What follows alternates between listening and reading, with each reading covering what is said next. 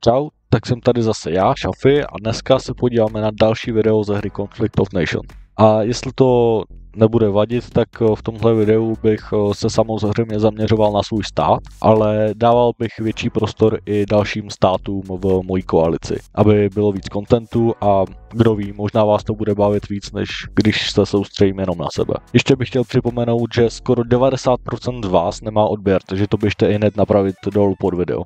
A teď už se nacházíme ve hře a řekneme si něco o tom, proč jsem si vybral zrovna Rumunsko.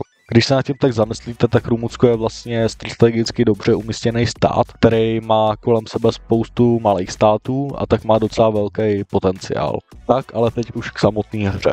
První den jsem rychle, jako zkušený hráč, zabral všechny státy kolem sebe, za který hráli boti a založil koalici, která se jmenovala NATO. A k ní se přidali státy Polsko, Rakousko a Izrael. Izrael byl trochu z ruky, ale měl taky, jako já, strategicky významnou pozici. Druhý den jsem měl zabraný celý Bulharsko, Moldavu, ale na Maďarsko bohužel začal útočit společně se mnou i Srbsko, který dorazil do hlavního města dřív než já. A já se s ním nechtěl nic začínat, protože bylo v moc dobrý koalici. Jinak jsem začal útočit na Slovensko a Severní Makedonii. A mezi tím Rakousko zaútočilo společně s Polskem na Česko a Polsko ještě poslalo své jednotky do Litvy. A málem bych zapomněl na Izrael, ten začal útočit na Sýrii. Třetí den jsem doobsadil všechny slabý státy v Evropě, ale Turecko na mě začalo útočit. Možná omylem, ale já měl volné jednotky a chtěl jsem ho vyhnat z Evropy jednou provždy. Ostatní státy mý koalice si taky doobsadili většinu toho, na co útočili, a Rakousko se začalo posouvat do Jugoslávie a připravovat se na Srbsko. Čtvrtý den jsem měl už všechny turecké města v Evropě, ale to mi nestačilo, jak budete moct vidět další dny. Polsku se nelíbilo, že u jeho hranic hlídkuje ukrajinská stíhačka, a proto se mnou domluvilo na jejím napadení. A mělo pravdu. Ukrajina se na nás tu celou dobu chystala. A kdybychom ji nenápadli první, tak by to určitě v nejbližší době udělala sama. V Izraeli mezitím zuřila válka se Sýrií, která mu dost odporovala. Polsko a Rakousko se ještě ten den dohodli na napadení Německa a tím, že to měli dobře naplánované, tak pro ně nebyl žádný problém ještě ten den zabrat většinu Německa.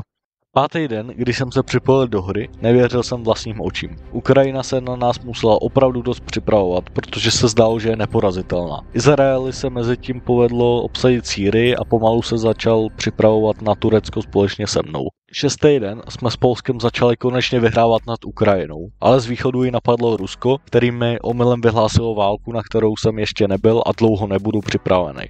A proto jsem mu poslal mírovou smlouvu, kterou naštěstí přijal. Potom jsem začal svoje jednotky přesouvat k hranicím s Tureckem, na který jsme chtěli s Izraelem během příštích dnů zaútočit. 8. den jsem s Izraelem začal útočit na Turecko a hned ten den jsme měli jeho první města. 9. den jsem začal útočit na Srbsko, protože si tam Ukrajina před tím, než jsme ji zničili, přesunula stíhačku, která bombardovala moje města. Turecko jsem mezi tím zvládl, ale Izrael trpěl nedostatkem jednotek. A Polsko ten den napadlo Bělorusko, aby se připravilo na postup na východ. 10. den jsem přesunul většinu jednotek do Srbska a zbytek pomáhal v Turecku. Polsko postupovalo Běloruskem, ale začínali jsme mít podezření, že u hranic Izraele a Egypta se začínají formovat nepřátelské jednotky. 11. den jsem obsadil poslední města Srbska a Turecka a Polsko obsadilo zbytek Běloruska. A Izrael se začal připravovat na útok na Egypt. 12. den jsem doobsadil kraje Turecka a začal útočit na Gruzii, aby jsem mohl na Rusko, až přijde čas, zaútočit z víc stran. Izrael začal útočit na Egypt a připojila se k nám další evropská velmoc, kterou bylo Norsko, což nám dalo další výhodu při budoucím útoku na Rusko.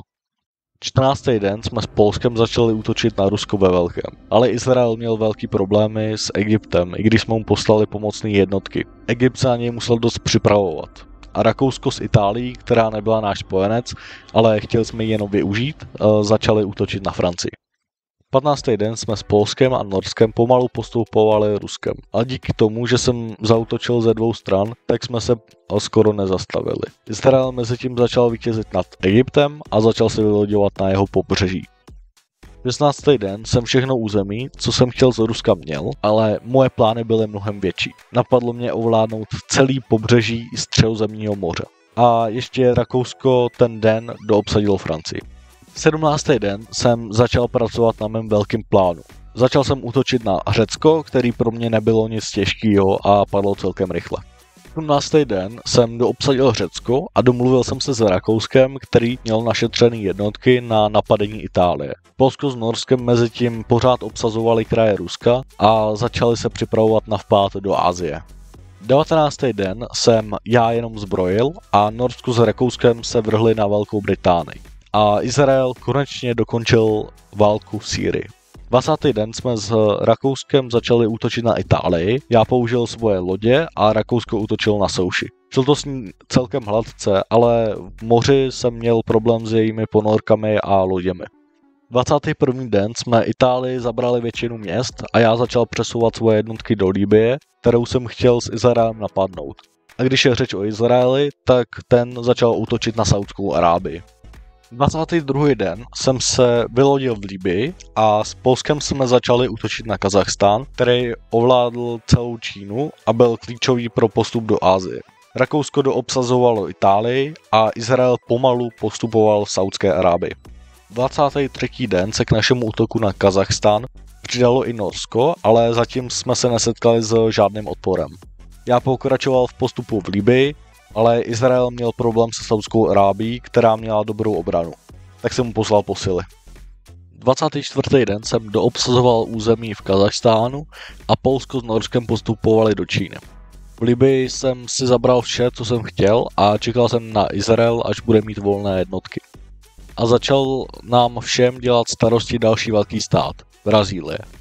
Brazílie, podobně jako v minulém videu Peru, se začala nebezpečně rozšiřovat a už se i vylodila ve Španělsku.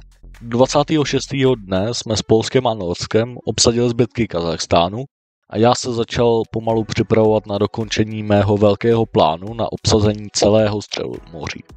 Začal jsem se připravovat na válku s Alžírskem a Španělskem. Tyhle dva státy byly poslední státy, které mě dělily od toho, abych se začal chránit, protože Středozemní moře mělo jen dva důležité kanály. Suezský průplav a Gibraltarský průplav. A kdybych je neměl, tak bych musel v každém městě mít nějakou jednotku. Ale když je budu mít, tak pak budu moct mít jen 2 lodě na ochránění všech měst. 27. den jsem začal válku s Alžírskem, který bylo hodně oslabený válkou se Španělskem, ale i tak měl dost jednotek. Začal jsem taky útočit na Irán, abych měl celé pobřeží Kaspického moře a Izrael začal konečně vyhrávat nad Saudskou Arábií. 28. den jsem obsadil většinu Alžírska a začal postupovat do Španělska, který měl jen zbytky území v Alžírsku a část svého území kvůli Rakousku a Itálii, který obsadil většinu jeho evropské části. Irán pro mě nebyl nic těžkého, u něj jsem se prakticky nezastavil v postupu. A Polsko začal ten den útočit na Indii a Norsko obsadil Koreu a vylodilo se v Japonsku. 29. den jsem obsadil většinu Iránu a postupoval Španělskem. Přišlo ale velký překvapení. Brazílie začala útočit taky na Španělsko. Přes jedinou noc zabrala jeho hlavní město a celý území Maroka. Polsko doobsadilo Indii, Norsko postupovalo Japonskem a Izrael konečně poslal jednotky do Libye. 30. den jsem se dohodl s Brazílií na rozdělení Španělska, ale i tak se Brazílie stala největším státem světa. Polsko doobsadilo Indii a začalo se mnou připravovat na jeden z posledních států v Asii, Afghánistán. Norsko doobsadilo Japonsko a stalo se to, čeho jsme se nejvíc báli. Brazílie zaútočila na Rakousko, který to takhle náhle nečekalo. Byla okamžitě vyhlášena pohotovost a začalo jednání s Brazílií. Tak a jsme na konci první části. Já doufám, že jste si video užili, budu rád, když mě podpoříte lajkem nebo odběrem, protože mi tím dáte najevo, že chcete víc videí a slyšíme se zase u dalšího videa. Čau.